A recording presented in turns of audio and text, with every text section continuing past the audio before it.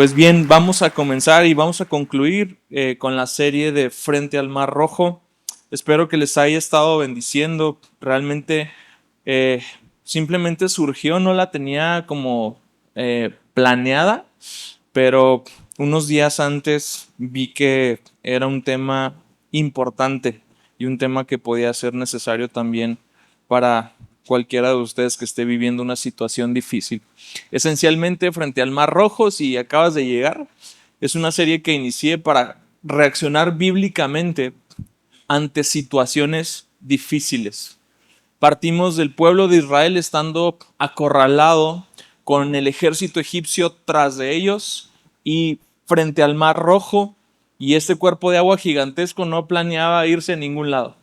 Entonces ellos estaban realmente entre la espada y la pared, y son esas situaciones las que definen muchas veces nuestra vida y las que pueden trazar tiempos muy largos de sufrimiento o pueden trazar grandes testimonios de victoria para nuestras vidas. Entonces, el saber manejar esas circunstancias conforme a la voluntad de Dios, donde el verbo manejar es una mera metáfora, a veces no manejamos nada, soltamos.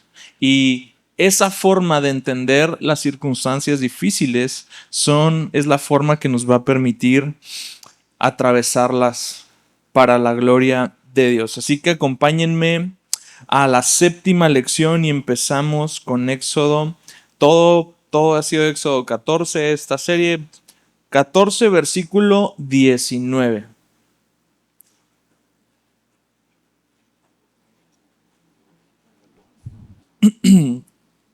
El ángel de Dios que había ido delante del campamento de Israel se apartó e iba detrás de ellos. La columna de nube que había ido delante de ellos se apartó y se les puso detrás, y vino a colocarse entre el campamento de Egipto y el campamento de Israel. La nube estaba junto con las tinieblas, sin embargo, de noche alumbraba a Israel, y en toda la noche no se acercaron los unos a los otros, es decir, los egipcios al campamento israelita. Acompáñame a orar. Gracias, Dios, por este domingo y por lo que de antemano sé que tú vas a hacer en mi vida. No permitas que nada en mí estorbe, ni mis distracciones, ni mis problemas, ni mis situaciones de ninguna especie se interpongan entre el alimento espiritual que mi alma recibe hoy, Dios. Simplemente quiero abrir mi corazón y dejar que tú hagas el resto en el nombre de Jesús. Amén. Entonces, la séptima lección que vamos a abordar aquí es: reconoce la presencia de Dios en medio de tus dificultades. En el lenguaje teológico existe un término muy elegante, la palabra teofanía, y es exactamente lo que define esa columna de nube, esa columna también que luego se convierte en una columna de fuego en las noches. Una teofanía es una manifestación de la presencia de Dios. Los teólogos dicen que es una manifestación realmente de Cristo antes de su encarnación en el Nuevo Testamento. Es una manifestación de la segunda persona de la Trinidad. Así que lo que vemos es que conforme empieza la movilización del pueblo de Israel hacia avanzar al Mar Rojo, el ángel de Dios que había ido delante de ellos, el que los iba guiando, se apartó y se puso detrás. La columna que había ido delante de ellos se puso detrás y se colocó entre ellos y los egipcios. Y estaba con ellos todo el tiempo, y de noche alumbraba a Israel. Y esto es algo tan hermoso. Simbólicamente te está diciendo cómo la presencia de Dios funciona en medio de nuestras dificultades. Puede ser que Dios sea el que nos guíe a estos caminos donde aparentemente estamos acorralados y sin salida, pero al mismo tiempo es Dios el que se encarga de protegernos para que nuestros enemigos no lleguen finalmente hacia nosotros. Es justamente lo que sucede en esta figura. La presencia de Dios pasa a ser un escudo de protección entre el pueblo y los egipcios. El mismo Señor que hizo pasar a el pueblo de Israel fue el mismo Señor que estuvo ahí para protegerlos. En ningún momento la presencia de Dios se apartó de ellos. En ningún momento la presencia de Dios, aunque ellos así lo quisieran, pasó a estar distraída o pasó a un estado de no estar haciendo guardia. Para sus hijos, la presencia de Dios es tanto un guía como un guardia. Me encanta que Dios nos precede, pero al mismo tiempo nos protege. Y veo este hermoso contraste en este movimiento donde vemos cómo la Escritura verdaderamente materializa el que Dios conoce a los suyos. Porque está guiando a su pueblo y está protegiendo a su pueblo y está marcando una división entre el pueblo y el que no es pueblo de Dios. Entonces, en este mismo sentido, Él es nuestro pastor, Él nos guía, pero al mismo tiempo Él es nuestro escudo. Él está alrededor de nosotros. Él es Alfa y el Omega, es decir, Él es el autor de nuestra fe. Pero el Omega al mismo tiempo nos indica que Él habrá de consumar nuestra fe. Que en un momento nosotros, por el poder de Cristo, podemos perseverar y podemos estar seguros que no nada en este mundo tendrá un efecto destructor de nuestra alma, porque Él siempre va delante de nosotros y nos va guiando. Él va delante de nosotros, dándonos expectativa. La presencia de Dios que te guía al mismo tiempo te proporciona esperanza para el día de mañana. Dios caminando y va mostrando no solamente la dirección hacia dónde vamos, sino esperanza. Saber que Él va detrás me hace saber también que Él va recogiendo, de alguna forma limpiando mis fracasos, va quitando el rastro negativo que mi vida puede ir dejando. Dios está delante y detrás de mí todo el tiempo. Y a Dios no le incomoda la idea de saber que yo voy a fallar en algún momento, porque Él está en ambos lados al mismo tiempo. Y esa presencia activa de Dios me hace saber que Él está siempre guiándome hacia el frente, pero Él se asegura también que el pasado, de la misma manera que este pasado, representado por la nación de Egipto, está buscando alcanzar al pueblo de Israel, el pasado no nos puede alcanzar, amados. Cuando el pasado nos alcanza, empezamos a perder la expectativa y la esperanza que es Cristo en nosotros. Y Él se pone justamente entre el pasado y el presente del pueblo de Israel. Sí, el pasado de esclavitud, el pasado de dolor, el pasado de dudas, el pasado de luchas, tiene un momento en el cual la presencia de Dios se posó en medio de ese terreno haciendo una división. ¿Cuánto más no va a ser así en nuestra vida? Hay un momento preciso al cual nos tenemos que remontar porque tiene que existir, y si no ha existido es momento de que lo busques. Hay un momento en el cual dejamos de ser víctimas y nos convertimos en redimidos, nos convertimos en escogidos, nos convertimos en el pueblo de Dios que es guiado por Dios y al mismo tiempo es protegido por Dios. Así es, cuando estamos entre la espada y la pared, entre los egipcios y el mar, en los momentos difíciles, podemos estar seguros que la presencia de Dios está ahí. Son justamente estos momentos que abren ventanas de oportunidad para que tú y yo podamos percibir la presencia de Dios de una forma distinta. Hasta este momento, el pueblo de Israel había visto los milagros de Dios, la fuerza de Dios. Habían visto la autoridad de Dios castigando a una nación pagana, pero no habían visto este cuidado de Dios. no habían visto este amor por ellos. No habían visto esta distinción. Es que Dios tiene esta distinción. Es que Dios no hace acepción de personas, pastor. ¿Qué no dice la Biblia? No, no quiere decir que Él discrimine, pero Él conoce a los suyos.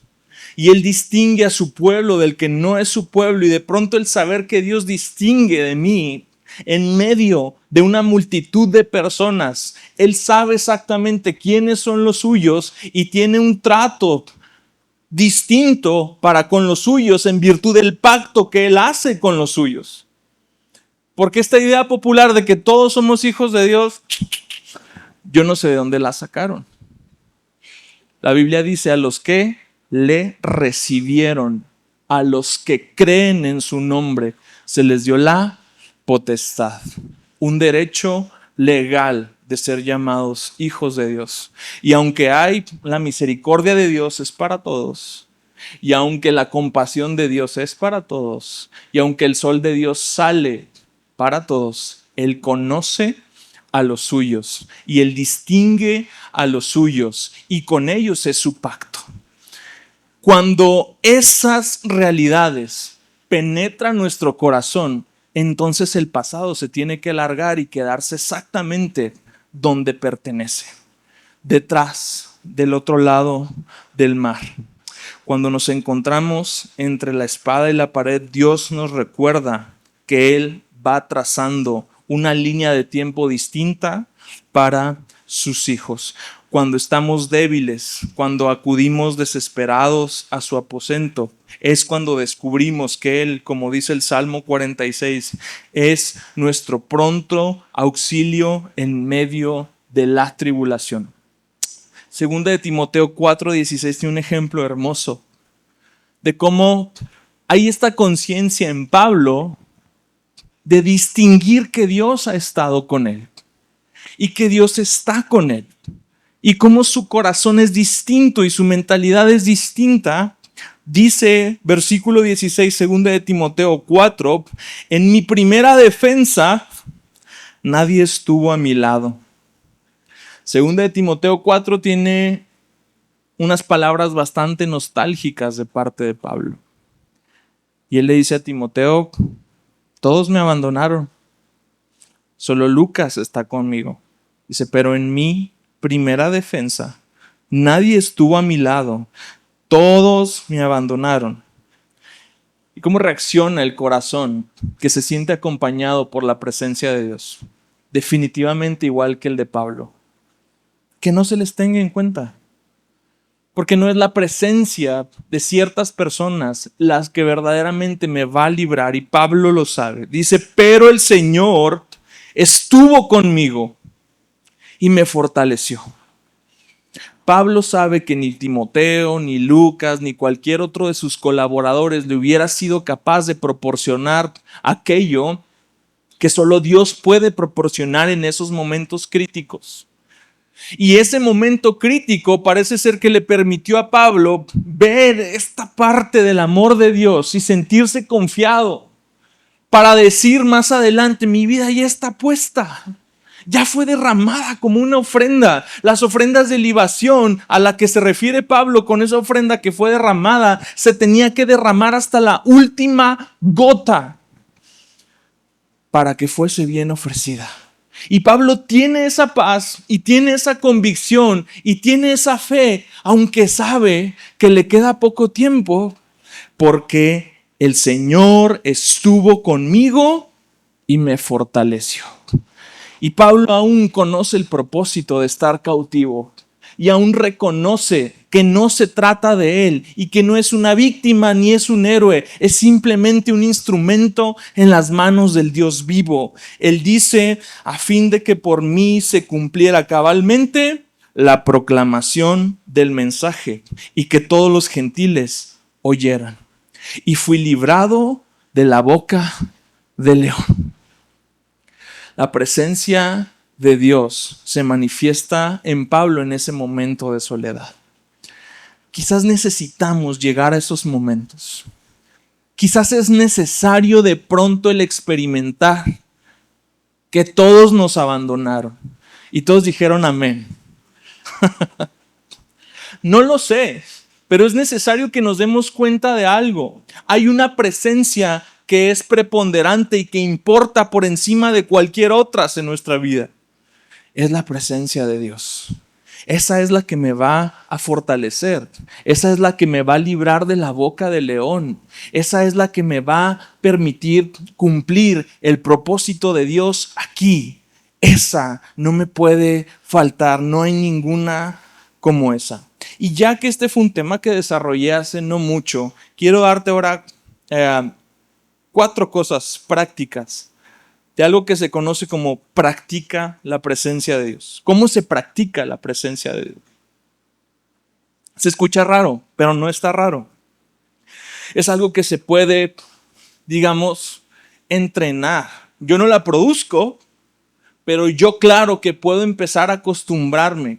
Yo claro que puedo ser como estos hombres piadosos del pasado, que verdaderamente tenían una vida piadosa, donde ellos podían decir, Dios estuvo aquí, Dios está aquí en todo momento. En todo el tiempo los autores bíblicos reconocen la presencia de Dios como si se tratase de la presencia de una persona física ahí. Así que no estamos jugando con esoterismo ni nada raro. Afirma la presencia, ese es el primer tip. Afirma la cercanía de la presencia en tu corazón. Dice el Salmo 139, aquí tenemos a David.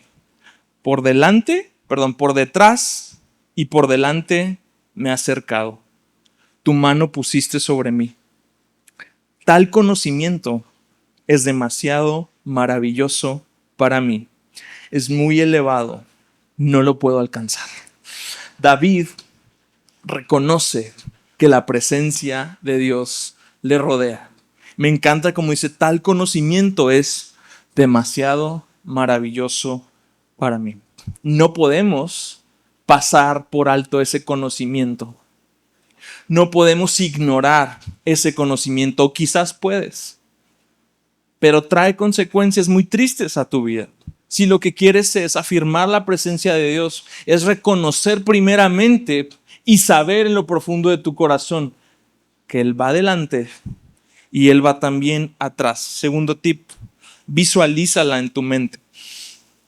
Esta es la parte donde te digo que los autores bíblicos utilizaban un lenguaje, va otra palabra larga, antropomórfico. Quiere decir que ellos le daban a Dios o a la presencia de Dios forma de hombre o carácter de hombre para poner en palabras lo que sentían, para poner en palabras algo que su espíritu quizás no podía expresar. Entonces tenemos a David diciendo, Dios es mi pastor.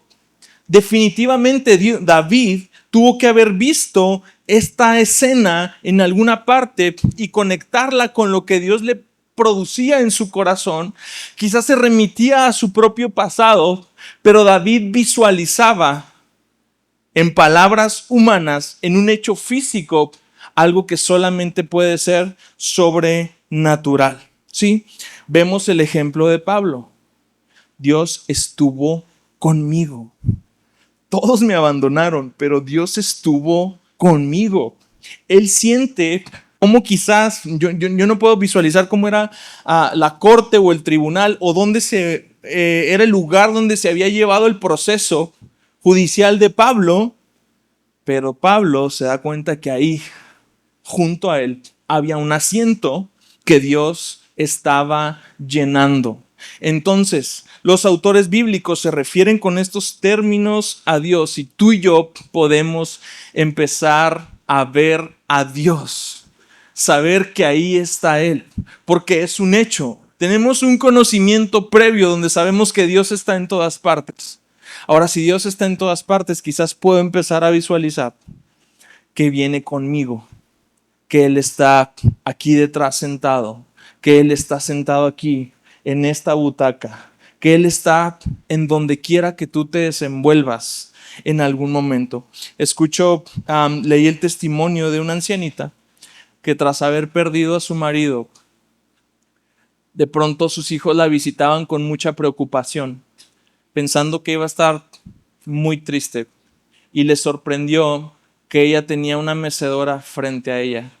Dice, el testimonio de la mamá cuando le platica a sus hijos que esperaban encontrarla toda angustiada. Dice, el Señor ha estado en esa mecedora y le doy los buenos días cuando me levanto y luego oro y Él está ahí y luego me acuesto y Él sigue ahí. Este tipo de prácticas no son locura. Muchos hombres piadosos de la antigüedad de alguna forma visualizaban en su corazón, tampoco es que estén alucinando, pero en su corazón dan por hecho que si Dios está en todo lugar y en todo momento Dios está conmigo, y lo mismo es que esté en todo a que esté también sentado en algún sitio en particular. Entonces, visualizando la presencia de Dios, número 3, acerquémonos a Dios a través de la oración. Decía D.L. Moody, no hay problema en mi vida, no hay duda alguna por la que yo no le hable a Él. Le hablo tan naturalmente como a alguien aquí en este ambiente y lo he hecho por años porque puedo poner mi confianza en Jesús. Algo que hacían estos hombres es tener estas conversaciones con Dios. Es empezar a dejar que tu corazón hable y hacer de la presencia de Dios algo habitual, sin perder la reverencia, pero que al mismo tiempo sea como conversar, como quien platica cara a cara, como un amigo. Y punto número 4. Digo, sin esta se pudre todo, ¿no? Porque sucede que 1, 2 y 3 sí lo podemos practicar, pero el 4 se queda como que X. El 4 es que su presencia se refleje en tu conducta. Sí. Ay, Dios está aquí, Dios viene aquí en el carro y vienes hablando majaderías, escuchando, sabrá Dios, Peso Pluma y vas a 200 kilómetros por hora, se baja el Espíritu Santo a 130. Que su presencia se refleje en tu conducta, ¿sí? Porque esta conciencia se va impregnando en nuestro corazón y nuestro corazón reacciona en función de esa conciencia. Si Dios está conmigo, entonces mi forma de ser se alinea a esa presencia santa que de alguna forma yo estoy dando por hecho, por fe, que ahí está en ese momento. La columna de fuego y nube seguía a los israelitas a través del desierto, pero nunca se apartó la presencia de ellos. Porque luego, al levantar el tabernáculo, la presencia estuvo ahí. Luego, inclusive antes del tabernáculo, la presencia estuvo en el monte.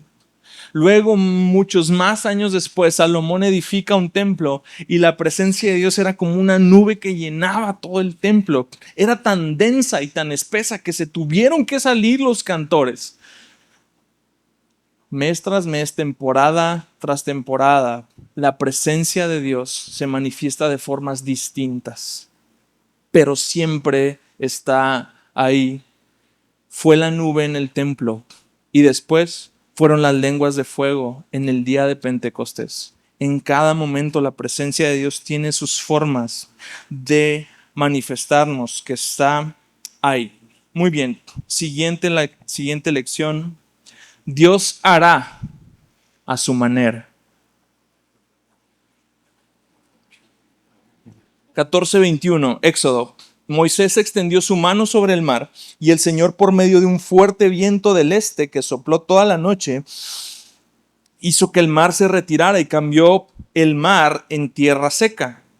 Así quedaron divididas las aguas. Los israelitas entraron por medio del mar en seco y las aguas eran como un muro a su derecha y a su izquierda. Es muy complicado definir cómo Dios obra o cómo Dios hace las cosas. Pero creo que hay al menos 3 formas en cómo Dios hace las cosas en la historia y en todo el desarrollo de la narrativa bíblica. La primera son las formas milagrosas. Este evento que vemos ahí es una forma milagrosa de Dios de obrar. Y a veces Dios obra en formas extraordinarias. Sí, un milagro esencialmente es cuando se alteran las leyes naturales para que suceda algo que no es natural. que suceda. Entonces, las formas milagrosas de Dios se dan en este ejemplo y lo vemos claramente cuando dice aquí el texto: por medio de un fuerte viento del este que sopló toda la noche, hizo que el mar se retirara y cambió el mar en tierra seca. Las maneras milagrosas de Dios son una de las muchas formas en las que Él obra. Este viento, como nunca hemos visto un viento que parta las aguas en dos y que seque el piso por el cual queda en medio de las aguas, entonces vemos que Dios de pronto altera las leyes naturales y nos da una sanidad que no era lógico recibir y nos da algo que no era lógico en ese momento recibir. Un día con un hombre de esta congregación estaba un poco preocupado porque estaba con un trámite de su pensión y me enseñó una resolución que le dio el IMSS donde le dijo que su solicitud básicamente tenía que iniciar el proceso otra vez. Se tiene que reponer el procedimiento y se tiene que hacer desde cero. Entonces, la resolución estaba tan extraña que lo acompañé y llegamos al IMSS y a la subdelegación, y yo lo que quiero preguntarle a la persona es: ¿de qué se trata esto? Díganos qué necesitamos, qué fue lo que no acompañó al proceso para entonces hacerlo otra vez y bien y no estar perdiendo tiempo. Yo no sé qué pasó, y yo digo que se alteraron las leyes naturales porque en el IMSS las leyes naturales es que el tiempo lo cura todo. Entonces, usted siéntese, espérese y ya. Ahora, yo tengo un papel legal que me dice que el proceso se tiene que hacer otra vez, el proceso de la pensión. Entonces, nos sentamos a esperar y yo tenía una cita con el pediatra, no con la ginecóloga. Karina estaba embarazada de Dante y me tengo que ir. Antes sale el muchacho y le dice: ya casi termino, ahorita regreso. Yo dije: bueno, entonces le digo a esta persona: me tengo que retirar, me mantiene al tanto. Ahorita me le pone el teléfono, igual regreso. Yo dije: va a tardar aquí un chorro, igual regreso de la cita y aquí va a estar. ¿Dónde se alteraron las leyes naturales? Cuando sale el Señor, de verdad habíamos estado orando por eso anteriormente, orando, por tener claridad. Y yo con este tema de lo que les dije la semana anterior, el siguiente paso lógico por fe, es que antes de que se resuelva algo, pues yo veo qué puedo hacer. Y el siguiente paso lógico por fe era acercarnos y ver qué legalmente podíamos hacer. Bueno, larga historia corta. Cuando regresa el Señor, no el Señor de los cielos, el Señor del IMSS, yo estoy ya llegando con la ginecóloga y me habla la persona de esta congregación y me dice: ya quedó todo. Le digo: ¿qué le dijeron? No, ya quedó. ¿Cómo que ya quedó? Sí, ya tengo mi pensión. ¿Cómo? Pues así, ya está. Le digo: pero el proceso se tenía que hacer otra vez, lo dice la sentencia. Pues no sé, ya quedó lista la pensión. Ese tipo de milagros yo nunca había pensado. Yo había escuchado sanidades, yo había visto mujeres estériles dar a luz, cánceres, diabetes. Jamás había visto un milagro en el IMSS.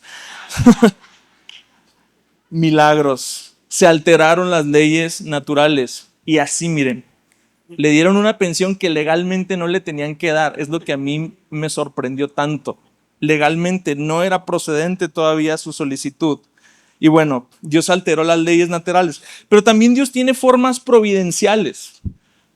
La providencia de Dios, ya para no darles tantos términos teológicos, la providencia de Dios es la mano invisible de Dios ordenando nuestros pasos, ordenando los eventos. Es por lo que Dios sabe que un pajarito se cayó. ¿Sí? Es por lo que Dios sabe cuántos cabellos hay en tu cabeza ahorita, a pesar de que se te siguen cayendo. ¿Sí? La providencia de Dios ordena todas las cosas y es lo que hace que Dios no se le sale nada de control. Nada. Hay gente que se asusta por decir que Dios controla las cosas. Sí, Dios no es un titiritero, pero Dios es soberano, amados. Y este es su universo. ¿Sí? Entonces entendamos algo. Dios sí ejerce una soberanía y Dios sí ejerce autoridad y dominio por medio de su providencia. Él va acomodando todas las cosas. Es la conclusión a la que llega José cuando les dice a sus hermanos, no fueron ustedes, fue Dios para preservación de su alma. José puede ver la providencia de Dios. Y eso es precisamente la mano invisible de Dios obrando, ¿sí? Cuando su providencia se despliega, dice, no apunte el autor, sorry que no lo cité, cuando su providencia se despliega, las cargas se convierten en bendiciones, las lágrimas nos llevan al triunfo y la gracia de Dios vence las contracorrientes de la vida en las experiencias de sus hijos. La providencia de Dios no solamente está guiando al pueblo de Dios en medio de las aguas, la providencia de Dios está guiando a los enemigos detrás del pueblo de Dios para sepultarlos en las aguas. Entonces es cuando vemos que Dios sí está detrás de la decisión de que el pueblo de Israel llegue al Mar Rojo, porque Dios tiene una historia más grande. Dios tiene una narrativa más grande, ¿sí? Y no se trata de mí, o sea, no están todos los ángeles viéndote a que te levantes, ¿sí? Hay toda una historia global en donde Dios ejerce su soberanía y en su soberanía Dios dispuso que ese momento iba a ser el momento de juicio para los enemigos de su pueblo. Entonces, a Dios no se le escapa nada, ¿sí? Ve, versículo 17, anterior a esto que estamos leyendo de Éxodo 14. Dice Dios, pero yo endureceré el corazón de los egipcios para que entren a perseguirlos. Me glorificaré en Faraón y en todo su ejército, en sus carros y en su caballería. Entonces sabrán los egipcios que yo soy el Señor, cuando sea glorificado en Faraón, en sus carros y en su caballería. Esta es la historia. Este es el propósito. Este es el hilo conductor de todos los eventos que pasan. La gloria de Dios. Dios ama su gloria y eso no lo hace ególatra. Dios vive para su gloria, porque en el despliegue de su gloria está el mayor bien, la mayor belleza, el mayor poder, lo más alto, lo más sublime, lo más excelente que los hombres pueden conocer. Y si Dios te priva de conocer el bien supremo por encima de todos, o de presenciar el bien supremo por encima de todos, entonces ahí Dios sí se está contradiciendo a sí mismo. Porque entonces no te está permitiendo acceder al mayor bien que hay. Y cada vez que su gloria se despliega, cada vez que su poder se despliega, entonces nosotros podemos saber que Él es Dios, que Él es real, que Él está ahí y que Él gobierna. Entonces el plan de Dios es que estos egipcios sí vayan a perseguir al pueblo. Por eso Dios está como, espérate, ahí está mi mano invisible. La mano invisible de Dios sigue en cualquier circunstancia. A los que aman a Dios, todas las cosas cooperan para bien. Énfasis en a los que aman a Dios. Para los egipcios no cooperó para bien, ¿o sí? Para los israelitas coopera para bien esa transitoria tribulación, ese momento de aflicción cooperó para bien, porque finalmente esos enemigos quedaron sepultados por completo. Ya no hubo parte 2. Ya no hubo secuela de esta historia. Se cruza el mar, cruza el pueblo y se acaba el periodo de la cautividad. Dios cierra etapas. Dios clausura momentos en nuestra vida porque hay un tiempo para todo. Y su gloria va cerrando esas etapas y en todo momento tú y yo lo que hacemos es que de pronto vemos la mano invisible de Dios y dices, sí estuvo aquí todo el tiempo. Y para nuestra vergüenza a veces decimos yo quejándome, yo dudando, hablando mal, etcétera, etcétera, etcétera. Dios ha estado aquí todo el tiempo. Tercera manera, maneras misteriosas. Vuelvo con Pablo, mismo discurso, mayor contexto. Vuelvo. Versículo 16, 2 de Timoteo. En mi primera defensa, nadie estuvo a mi lado, sino que todos me abandonaron, que no se les tenga el cuento. Pero el Señor estuvo conmigo y me fortaleció, a fin de que por mí se cumpliera cabalmente la proclamación del mensaje y que todos los gentiles oyeran. Y fui librado de la boca del león. Ojo con lo que viene a continuación. La presencia de Dios está ahí y libra a Pablo y él lo reconoce. Después Pablo escribe: el Señor me librará de toda obra mala y me traerá a salvo a su reino celestial. A él sea la gloria por los siglos de los siglos. Amén. ¿Qué fue lo que pasó después de esto? Bueno, la tradición nos diría que Pablo fue decapitado después de esto. Aquí nos preguntamos entonces, ¿Pablo estaba confiado que Dios lo iba a librar? ¿Sí o no?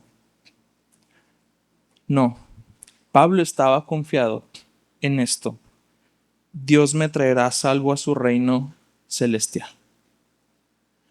Amados, hay veces que la forma, como dice este autor Vance Havner, Dios escribe en algunos de nuestros días, luego te explico. Y hemos de reconocer que como seres eternos no nos definimos o nos explicamos únicamente en función de lo que sucede en este mundo terrenal. Nuestra visión se tiene que elevar y poner nuestros ojos en la eternidad y saber que aquí no termina todo. Y sabes que Pablo lo sabía. Y lo que yo creo es que Pablo está reconociendo que la liberación definitiva de Dios viene en su muerte, viene estando en su reino celestial. ¿Qué quiero decir? No quiero decirte que te vas a morir, no. Bueno, sí, en algún momento. La liberación de Dios, la definitiva. Es por eso que decimos que Dios nos salvó, nos sigue salvando y nos va a salvar. La salvación opera en estos 3 tiempos verbales para nosotros. Y aquí Pablo está hablando de la futura salvación, de algo que él tiene muy interiorizado, la esperanza de gloria futura. Y Pablo sabe que esta salvación está a punto de llegar, pero no va a llegar ni de forma milagrosa. Si ahora no va a haber alabanzas que hagan sacudir esta prisión y que se hagan caer estos grilletes. Ahora no va a haber un terremoto, no va a haber un guardia distraído, una resolución judicial que le diga, eres inocente.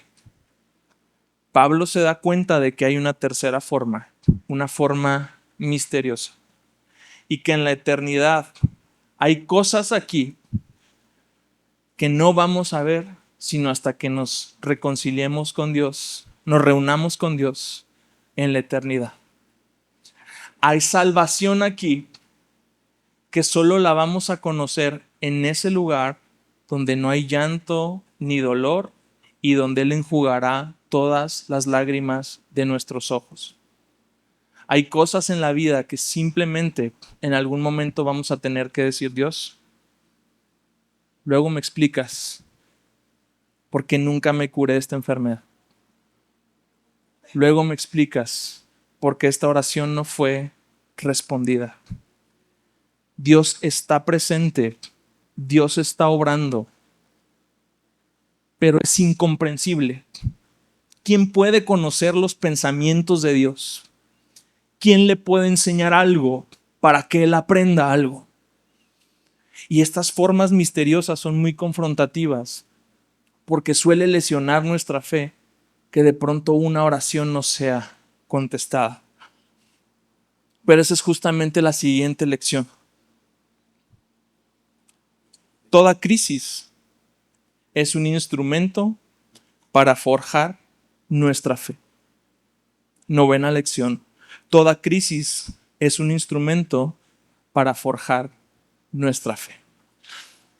Versículo 30. Dice, aquel día el Señor salvó a Israel. Vuelvo a Éxodo. De mano de los egipcios. Israel vio a los egipcios muertos a la orilla del mar. Cuando Israel vio el gran poder que el Señor había usado contra los egipcios, el pueblo temió al Señor y creyeron en el Señor y en Moisés, su siervo. Llega ese momento donde toda crisis tiene entonces un efecto, y el efecto es llegar directo a nuestra fe. Consideremos primera de Pedro 5:9. 1, 5 al 9, perdón. Dice Pedro, mediante la fe, ustedes son protegidos por el poder de Dios para la salvación que está preparada para ser revelada en el último tiempo. ¿A cuál se refiere Pedro? A la futura, a la que está reservada, revelada en el último tiempo. La audiencia de Pedro sufre en el tiempo presente y tiene un medio de gracia que ha de protegerles. Y dice Pedro, es la fe. Por medio de la fe, el poder de Dios protege. Ahora continúa, en la cual ustedes se regocijan grandemente, aunque ahora, por un poco de tiempo, si es necesario, sean afligidos con diversas pruebas. Y no es por qué. No es que Dios esté jugando o que Dios esté aburrido. Hay un para qué. El mundo tiene una agenda. Dios tiene una agenda para el mundo. El enemigo tiene una agenda para el mundo. Así que mientras estas pruebas se dan, toda aflicción, lejos de tener un porqué, siempre tiene un motivo y una finalidad, un para qué. Para que la prueba de la fe, ¿qué hace la fe? Son protegidos. Para que la prueba de esta fe de ustedes, más preciosa que el oro que perece, aunque probado por fuego, ¿cómo por fuego, Dios? Sí, aunque probado por fuego, sea hallada que resulta en alabanza, gloria y honor en la revelación de Jesucristo. ¿Cuál es la historia principal? La gloria de Dios. ¿Qué le da gloria a Dios? Que en el sufrimiento, la revelación de Jesucristo sea mayor que la que he tenido hasta hoy. Que la revelación de Jesucristo llegue al punto donde una simple nube se convierta ahora en una columna. Que la revelación de un Cristo que me guía se convierta también en un Cristo que me protege, que es milagroso, que abre caminos. Tú y yo no podemos saber cuál es la forma en la que soberanamente Dios haya elegido operar. Por eso la lección anterior era que Dios iba a obrar, pero a su manera. Y dado que tú y yo no conocemos la mente de Dios y no podemos conocer toda la historia, toda la narrativa y cómo cada cosa tiene su sitio justo, entonces lo único que nos queda es la fe. Por eso lo que es probado es la fe. Y lo que es purificado es la fe. Porque todos tenemos un grado de fe. Y desgraciadamente esa fe opera hasta que. Tengo fe hasta que se vacía la cuenta. Tengo fe hasta que me enfermé. Tengo fe hasta que me lastimaron. Y nuestra fe, que es condicional y que se alimenta únicamente de la fe de otros y que se alimenta únicamente del bien, pero que no sabe interactuar con el mal, es una fe que no ha sido purificada. Y Dios dice, tu fe es buena, pero purificada puede llegar a ser como el oro. Ahora el tema es que inclusive el oro perece. Pero aunque probada por fuego, sea hallada que resulta en alabanza, gloria y honor en la revelación de Jesucristo. Cómo la revelación de Jesucristo en la audiencia de Pedro le da alabanza, gloria y honor a él. Porque en esta fe, un pueblo que sufre dice, a quien sin haber visto ustedes lo aman, y quien ahora no ven, pero creen en él y se regocijan grandemente. Están sufriendo, pero Pedro dice, porque esta fe es un medio de salvación y porque esta fe ha sido probada y ha sido hallada más preciosa que el oro, entonces se regocijan grandemente con gozo inefable. Inefable significa que no puede ser descrito con palabras. Un gozo inefable y lleno de gloria, obteniendo como resultado de su fe la salvación de sus almas. ¿Presente o futura? No lo sabemos. No sabemos, porque quizás en esta comunidad de fe unos vieron una respuesta milagrosa. Unos vieron una respuesta providencial. Y quizás otros entregaron su vida por Cristo y fueron llevados a salvo ante el reino celestial. Pero en todos y cada uno de ellos hay un común denominador. Y es una fe que no es condicional. Y una fe que siendo probada se purifica y se convierte en una fe absoluta. En una fe en que Dios, al que no lo he visto, lo amo. En que en Dios, aunque no lo he visto, pero creo en Él. Y aunque estoy sufriendo, por medio de la fe yo me puedo regocijar grandemente con gozo inefable y lleno de gloria. Y así es como Dios preserva a sus hijos. Así es como, no es que ganemos la salvación, es que la fe es don de Dios por medio de la gracia. Pero es que esto es lo que supone que ha de preservar nuestros corazones, pase lo que pase. Es lo que supone que ha sostenido a la iglesia durante tantos años, pase lo que pase. Y es lo que supone que siga sosteniendo a nuestras generaciones todos los años, pase lo que pase. Una fe que ha sido purificada. Y no es que anhelemos que vengan sufrimientos. No es que anhelemos, ay, qué padre, porque estoy sufriendo y soy muy santo. Es que anhelemos que cuando esté aquí la revelación de Jesucristo sea tal que el resultado no sea el sufrimiento mismo, sino sea un gozo inefable y lleno de gloria.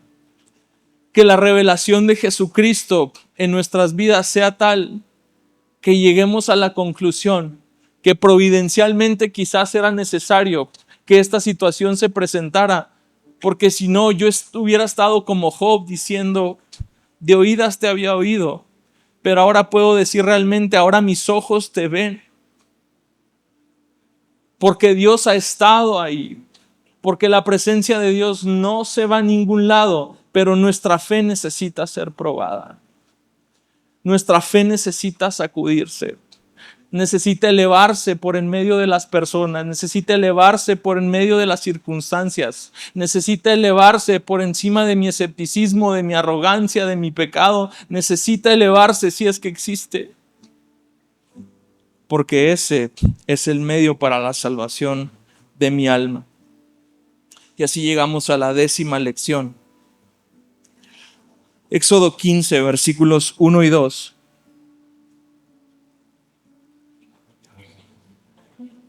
Entonces Moisés y los israelitas cantaron este cántico al Señor y dijeron: canto al Señor porque ha triunfado gloriosamente. Al caballo y a su jinete ha arrojado al mar.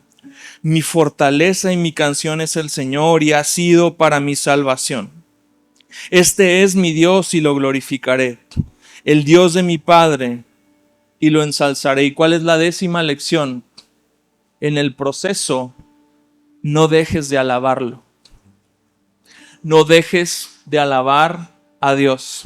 Así como la fe se va purificando, la adoración más sublime es la de un alma que sabe que realmente todo lo que tiene es a Dios. La adoración más sincera es la que con todo su ser dice: Dios, me rindo. Entonces, ¿por qué levantamos las manos? Porque nos rendimos. Si alguien te apuntara con una pistola, levantarías las manos en señal de me rindo. Quizás si estuvieras atrapado en algún lugar y tu ayuda viene del cielo en helicóptero o en algún otro medio, levantarías las manos porque sabes que tu socorro ha llegado. Por eso levantamos las manos, porque la adoración más sincera, más real, más sublime surge en medio de la dificultad. En medio de la dificultad están los sentimientos que vimos al principio. Hay ira, hay queja, hay angustia, hay confusión. Todo eso puede ser contenido siempre y cuando lo primero en la lista sea la adoración. Mi adoración más pura es la que se da en esos momentos. Mi adoración implica simple y sencillamente que en última instancia mi corazón no está ligado a la cuenta que se vació, no está ligado a la persona que me hirió, no está ligado a la circunstancia que me está enervando todo.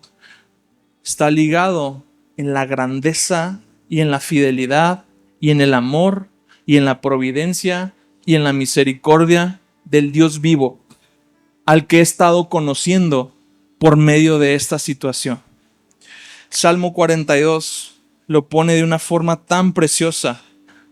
Es David diciéndose: ¿por qué te desesperas, alma mía? ¿Y por qué te turbas dentro de mí?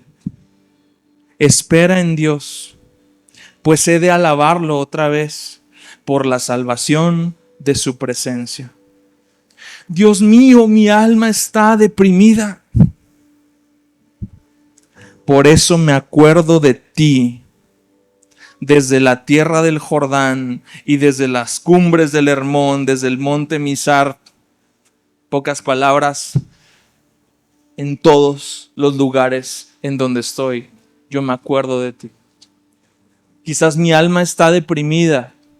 Mi alma está deprimida, por eso me acuerdo de ti. Que Él ha abierto camino, que Él me trajo hasta este punto, que su presencia es un escudo, que su presencia ha marcado etapas que se han abierto y han concluido. Y esas etapas, una vez que Dios las cierra, Dios las cerró para siempre. Soy yo el que tengo que ser ejercitado en la fe para dejar eso. Dice el versículo 7, un abismo llama a otro abismo a la voz de tus cascadas, todas tus ondas y tus olas han pasado sobre mí. De día mandará el Señor su misericordia y de noche su cántico estará conmigo. Elevaré una oración al Dios de mi vida. ¿Ves cómo concurren? Es lo que me encanta de los salmos, porque son reales. Concurre un alma perturbada con un alma que anhela esperar en Dios. Concurre la depresión y la angustia supremas con el recuerdo de un Dios real, viviente, intencional, involucrado, concurre el dolor con la adoración. Concurre el desencanto y el cinismo de ver el mundo como lo veía Salomón en Eclesiastés y decía, vanidad de vanidades. Porque ciertamente hay momentos donde nos levantamos así. Todo es lo mismo. Y nada es real. ¿Y todo para qué? Concurre con un de día mandará el Señor su misericordia y de noche su cántico estará conmigo. La conclusión, elevaré una oración al Dios de mi vida. Todo puede concurrir y todo puede estar revolucionando nuestro espíritu en un momento. Y Dios lo permite y Dios lo conoce y a Dios no le escandaliza ni le estorba. Pero para que nuestra alma no sea turbada de más, para que nuestra fe no se vaya al piso a debilitarse, precisamos una cosa: esperar en Dios, acordarnos de Dios, elevar una oración al Dios de nuestra vida.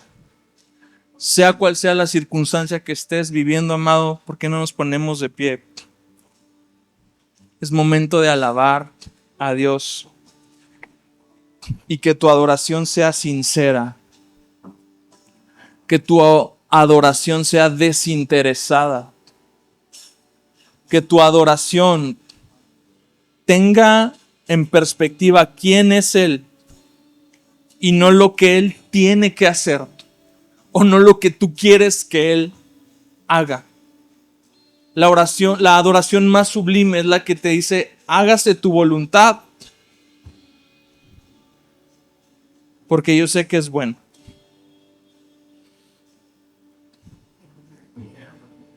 Dice el libro de Hebreos que Cristo, en medio de su clamor y lágrimas, fue oído a causa de su temor reverente. Y yo me pregunto, ¿cómo es que fue oído si finalmente fue a la cruz? Porque Él dijo: hágase tu voluntad. Dios oyó su oración y Él creyó que providencialmente la mano invisible de Dios dispuso ese método mejor que cualquier otro.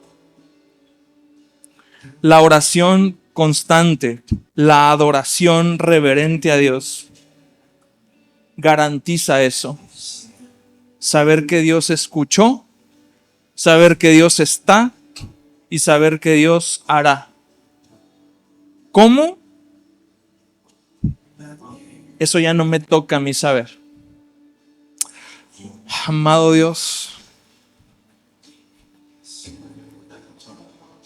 el día de hoy, dentro de los muchos que estamos aquí, hay muchos que se encuentran así, como David en el Salmo 42. Dios mío, solo tú sabes la forma en que cada uno será librado, Padre Santo. Yo creo que lo único que te quiero pedir hoy es que la fe de ellos sea purificada. Que si este horno de fuego que se encendió tiene un propósito, no sea el de destrucción, sino el de purificación. Amados, Dios es un artesano y el artesano no destruye, pero el artesano transforma y moldea y a veces golpea.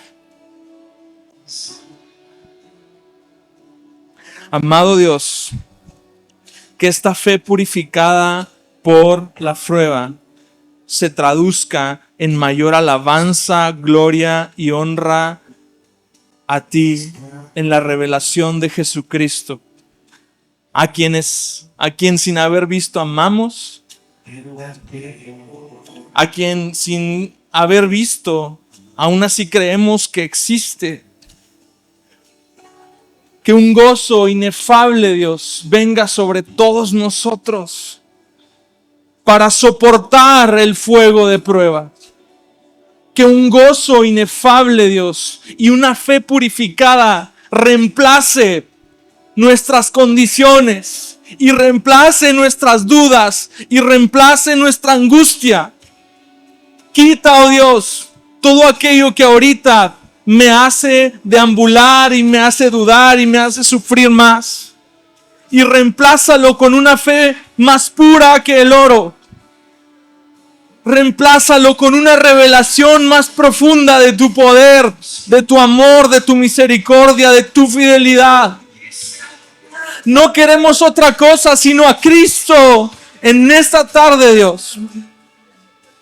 Y que la belleza de Cristo nos cautive. Y que su perfección y sus obras nos muevan. Y que su amor nos envuelva, Dios. Así que hoy oramos y adoramos con corazón convencido que se haga tu voluntad, Dios. Porque yo solo soy un instrumento